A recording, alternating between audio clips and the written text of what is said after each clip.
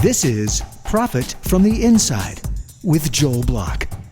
Strategies to give your business the inside track. And now, here's your host, Joel Block.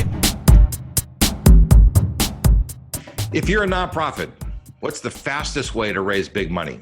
What's the best way to raise big money? Well, to answer those questions, Tony Martignetti. Tony, how are you, man? I'm doing great, Joel. Thanks so much for having me. Hey, welcome. So what's the best way to raise big money if you're a nonprofit? Where does the money come from?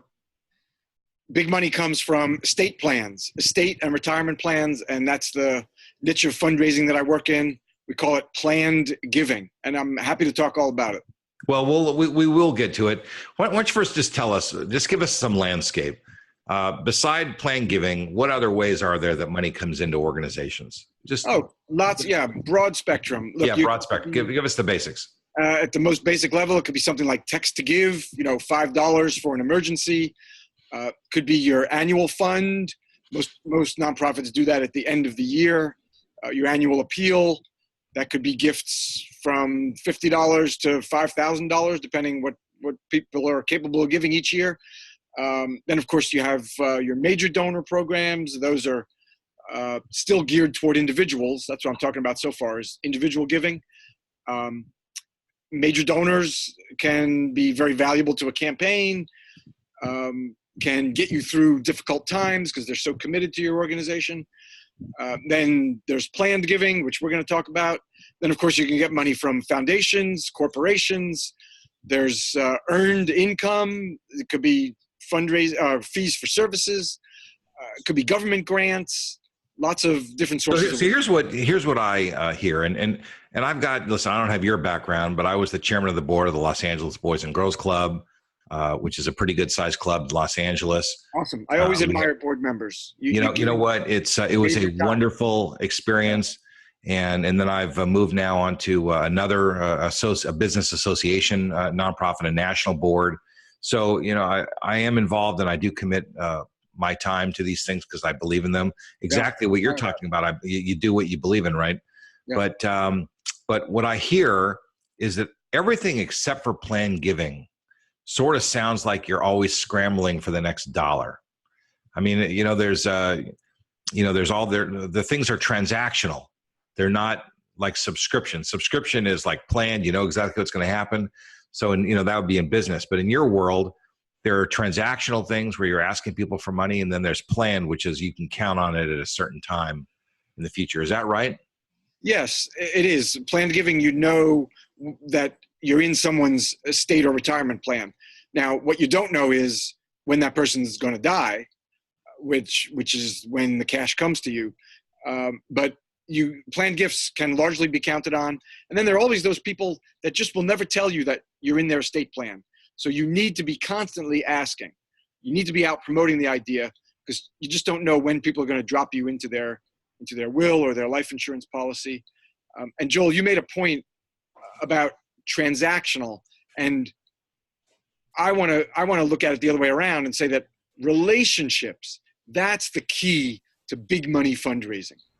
It's true in planned giving especially, but you got to start those relationships early on when the person is just giving $50 or $500 a year. You build those relationships so that when they get into their 60s, 70s, 80s, they're ready to include you in their estate plan for the very substantial gifts. You talk about a $50 donor. I was speaking to somebody recently who I didn't have any reason to believe was a substantial or wealthy person.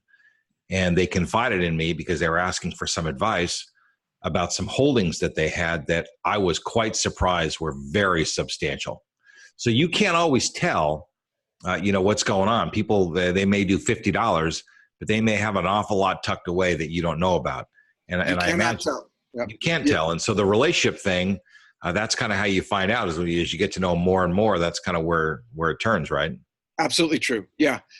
Lots of well-to-do people are out, sampling, testing nonprofits. Did I get a thank you for my $50 gift or even my $10 gift? I mean, I've seen this. You have to, to build those relationships, you got to thank everybody who gives. Even if it costs you more to get a letter out to say thank you than the value of the gift. I mean, that's pretty rare, but There are some people who will give at that very, very, very low level, and it'll cost you more to process a letter and get it out. You have to do it. You just don't know who's out there testing you and who might have very substantial means way beyond what their $5 or $50 gift suggests. All right. So listen, many organizations would like to implement a planned giving program. It probably is for more well-heeled organizations. I imagine it's for ones that are more substantial, that have more longevity. What are the tricks that the organizations who implement these programs do to be successful? That's really, at the end of the day, I always want to know. Some are successful, some are not. So what are the tricks the successful ones use to be successful? First, it's recognizing that fundraising is a relationship business. Yes, the person loves your cause. There's no question about it. They love the charitable mission, the work that you do every single day. But if the people in your organization who are front facing or even back office happen to be turning off potential donors, then it's not going to matter how much they love your organization. There's something like 1.4 million charities in this country. There's plenty of competition.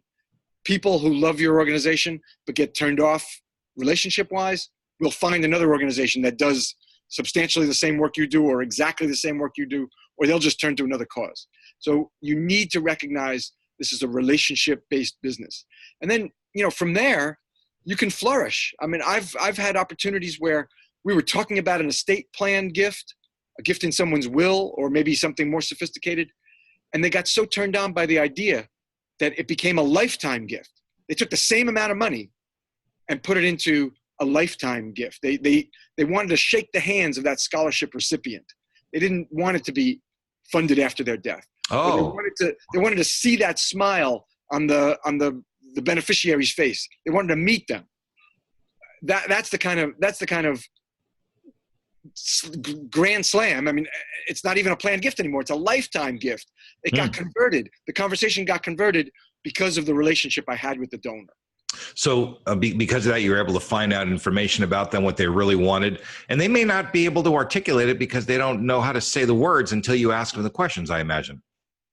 Yeah, you have to find out what it is about the mission that they love. Why did they come to you? Why did, what work is it that really turns them on that you do? And then have them, talk about relationship, have them come visit, let them see the work being done. Even if you don't have something sexy, even if it's just an office and they can meet more people in the organization, that's a home run. Bring them in. You want a broad-based relationship. I don't want the relationship to be with just me as the fundraiser, as the strategic advisor in planned giving fundraising. I want that relationship to be with lots of people in the organization. That's critical. So bring them in. Let them see the work that they love doing.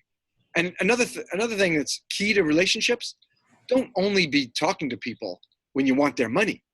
You have to meet with them all kinds of times, right after they've made a gift to thank them, and meet with them again or reach out to them and be inviting them to events long before you want another gift from them. People know when they're being sort of conned. The only time you meet them is when you're asking them for something. You got to keep that relationship strong throughout their longevity with the organization.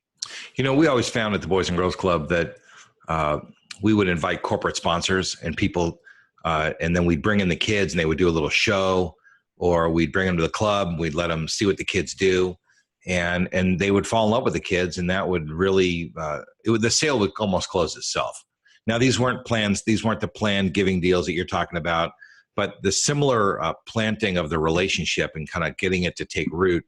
The fundamentals are the same. We used to host luncheons and activities and invite people to come and really show them a good time. And there may or may not even have been any ask. We just did it because it was the right thing. And that was a trick that we used that was very successful. I mean, it kind of demeans it to call it a trick, but it really, it's what we knew worked, and it really helped to make it successful. That's crucial. Boys and Girls Clubs, you had a real heartstring mission. Who doesn't love children, right? And children in enrichment programs. We all want to see children succeed. So if there's a heartstring mission like that, What else comes to mind? Like animal shelter comes to mind. Anything, dealing with something living, a person, wildlife. So listen, so you've dealt with a lot of different organizations. What's an example of one that maybe is more dry? How did you bring it to life? How did you develop relationships with donors in an environment that maybe wasn't quite as heartfelt or sympathetic or human? How did you do that? Like, give us an example of a situation. Yeah, I can think of a museum that I worked with. It's devoted to carriages, so that it's not a real heartstring. Old the preservation and recognition of carriages throughout history. You bring people in. Well, let me ask a. So let me ask about that. I like to start with the board. Okay, did they have a way of creating a tribe of people who had a common interest around antique carriages and history of carriages? I mean, did they have some way to sort the people out? Step one. Yeah, you start with a big prospect pipeline, and that's where the board comes in, introducing you to a lot of people. You might look for, to try to build this large pipeline. You might look for people who give to cultural institutions that are in your community, or maybe go broader into your state, so that they're interested in culture. You need a big prospect pipeline. It's just like business, and then you start to engage with them.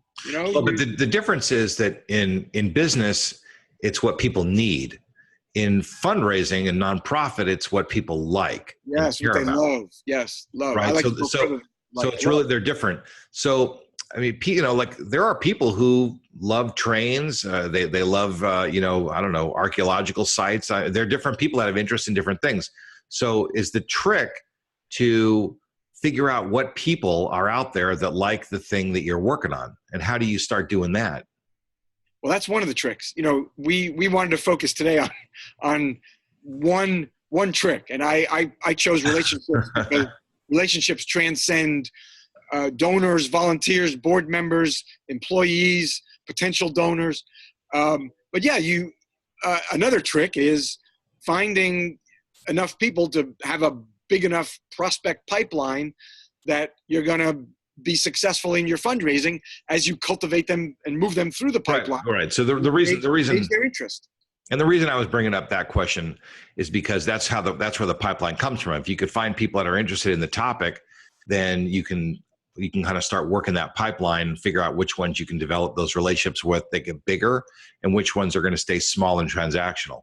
So, I just was kind of wondering at the very beginning of the pipeline, getting them into the cycle, if there's a way to really kind of focus in on what it is that people like, care about, love, or whatever. Lots of ways to build that pipeline. I didn't mention, we haven't even talked about social media. Start following organizations that do similar work to yours. Start putting out content about the good work that you're doing. And people organically will be drawn to you. I don't like the idea of buying followers. I'm not a big person for buying mailing lists. I prefer a more organic, relational approach to moving people through that prospect pipeline, from initial engagement to that ultimate gift, that planned gift in their estate plan or retirement plan. But there must be some way, once you start capturing these people and you start finding which people are interested in your mission and what you're doing, that you must keep track of them somehow. Put them into a list, kind of keep track so you can invite them to activities, whether they're online activities or in-person activities, that the funnel starts at the top. You get all these people, and but you have to get them into something so that you can eventually have correspondence with them, because the internet is kind of anonymous. So you have to take the internet and you have to make it real somehow too, right? You need some basic infrastructure. Of course, you need a CRM. You need giving societies. I often, when I'm working with clients, I talk about the Recognition Society for Planned Giving. how to build that, what it should be, so that people who have told us that the charity is in their estate plan in some form are now welcomed to the recognition society. And you need recognition societies throughout that pipeline of engagement, so that even the $5 text to give donors get recognized somehow. Do you find that recognizing those people, that there are some organizations that just do it better than others? Oh, absolutely. What do the best ones do? Well, I don't want to say it's only money based, but some of the best programs, they spend a lot of money. They can host trips that are largely subsidized by the organization. Some nonprofits, like think of colleges and universities that host trips to Europe, cruise to Alaska, expeditions in Africa. That's all engagement. That's getting the alumni of the college to remember how much they love that institution, and then you engage them from there. But it's not all money. Relationships. If you're paying attention to people by inviting them to events, even if the event is across the country, even if you're sure they can't come, invite them. It's the thought. Don't we all feel warm when someone invites us to their home, or invites us to a golf outing or something? Even if even if you feel like they knew that it's unlikely we could attend, but you get a warm feeling when you get invited. You were thought of. So nonprofits need to think of people in those same ways. Invite them to events, invite them to visit your office. Insider communications. We haven't talked about a whole communications marketing plan. Is there insider information that you can share with higher level donors that everybody doesn't get, or that higher level donors get it first, and then 2 weeks later it's released to the public? Things like that. It's thought. It's treating people like you like to be treated by organizations that you give to and that you transact with. It's about being special. Everybody wants to be special. So for organizations that are looking to create these planned giving type of programs, how do you transition the relationship from being simple to being much more in depth? Is there a certain time or a place when that relationship just pivots to something better and more? Well, generally it's based on age, but there are exceptions to that. Some people are slower to mature in their relationship with the organization, so you'd likely defer a planned giving conversation until later with them. But mostly it's based on age, and you open up the topic. You start your promotion and marketing with the value that long-term gifts are going to mean to the organization. What's it going to mean for this organization's work to continue for decades and for generations, beyond all of us? A lot of people are receptive to that when they've been close to the organization for a good number of years. It's interesting that you talk about communication, relationship. I remember at the Boys and Girls Club, every December, we'd send out letters just saying what it is that we're doing, a little recap of the year. And people that we hadn't heard from all year long would just send in some money, like clockwork every single year. They would it was part of their plan every year to just give us a little money, and sometimes more than a little, sometimes generously, and really made a difference for us. So the things that you're saying resonate is absolutely accurate for me. I mean, they really seem to make a big difference. I'm glad. Okay, we got one believer. Got a believer. So what are some of the other things that, so you got communications, relationship development, frequent touches whether you can, really involve the person or not, just it makes them feel special. What are some other things that great organizations are doing that turn their donors into planned giving long-term people? Well, they have a strong board.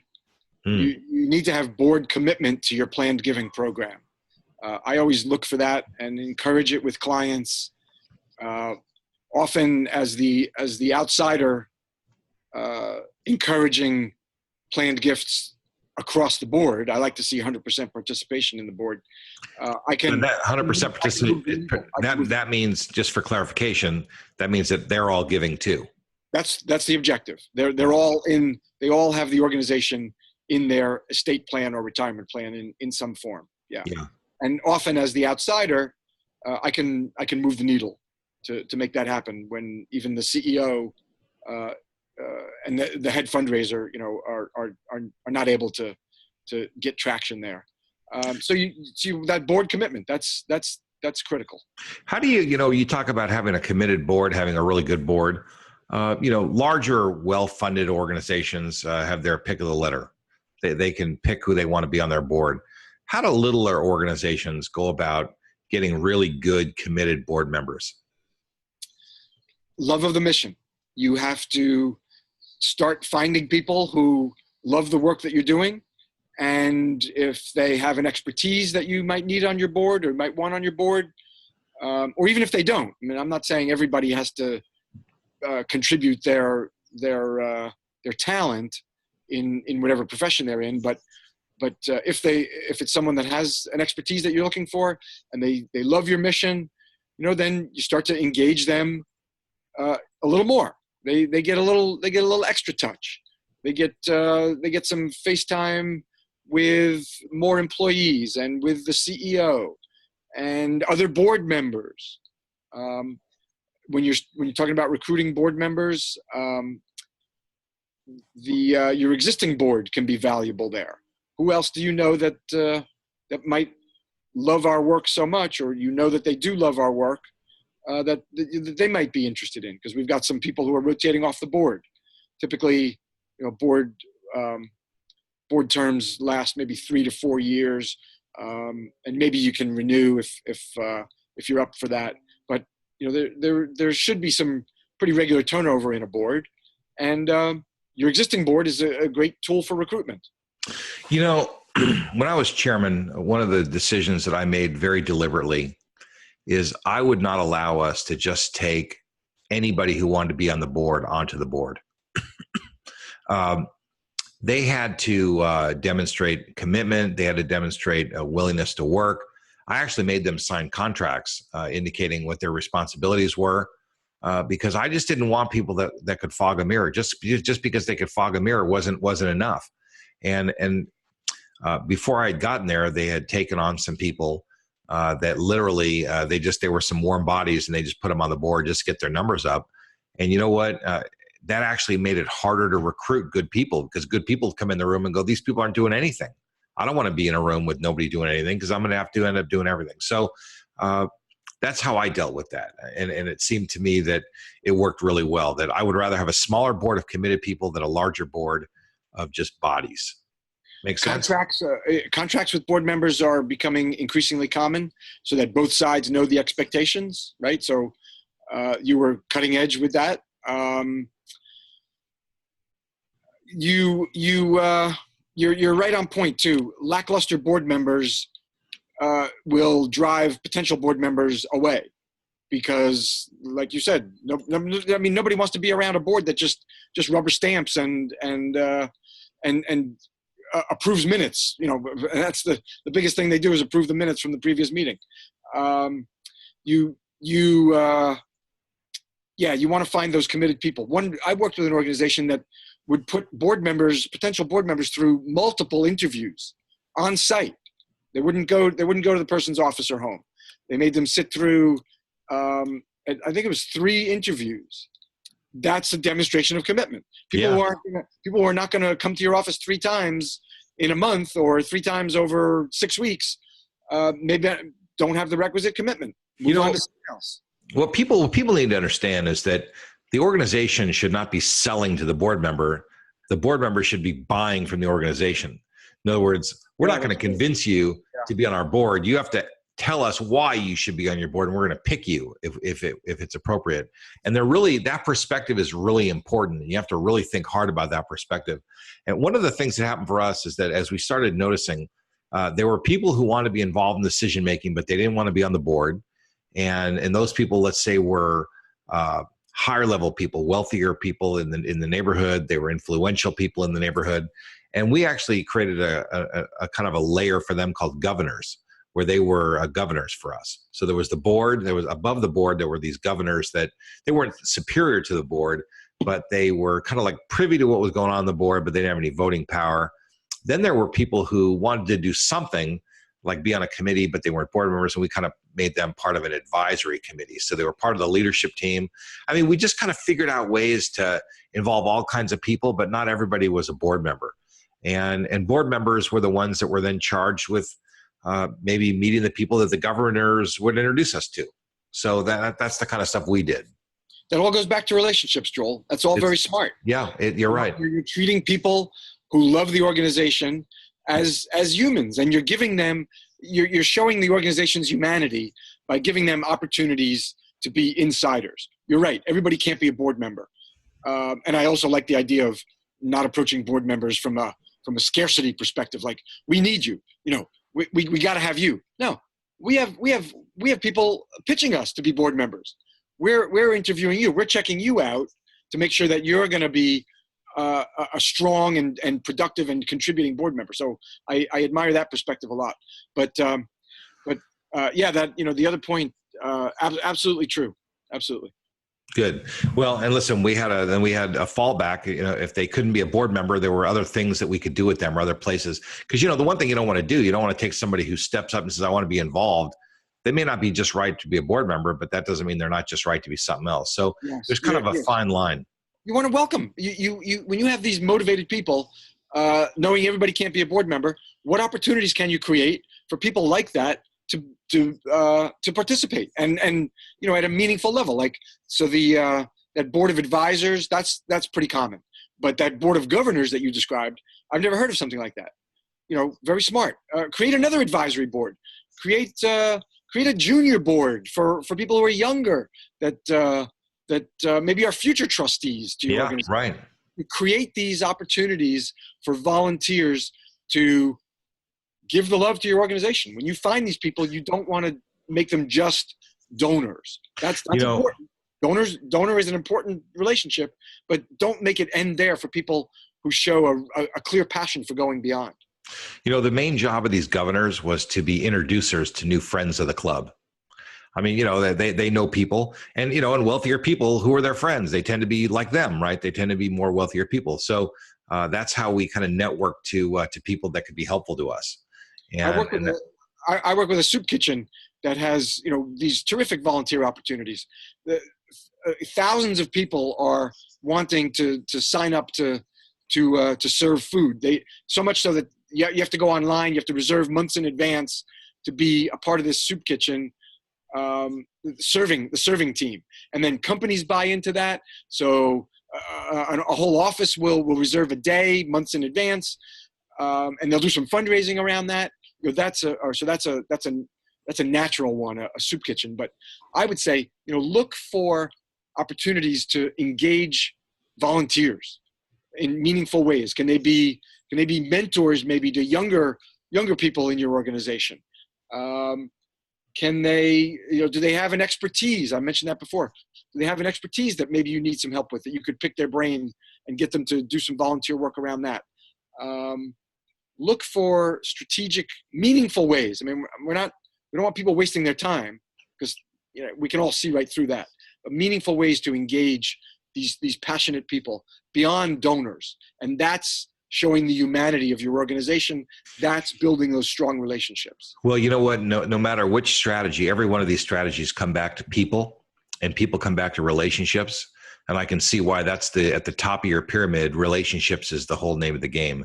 And there's got to be 100 different ways that you can engage people and have relationships with people. But I do get why it got to be the focus. And I would imagine that not every organization, that doesn't come naturally to everybody in every organization. And that's got to be a big part of the reason that they call on you for some help.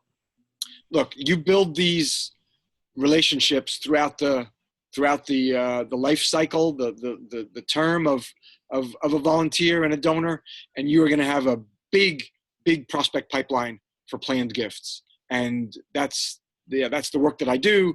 And those are particularly valuable gifts. Baby boomers are very generous. They've proven that for decades, and there's trillions of dollars at play in estate plans over the next 30, 40 years. You want to be a part of that because. Well, listen. So the part that some of these organizations can do themselves, they can start working on these relationships. They can start building their pipeline. They can start putting things together.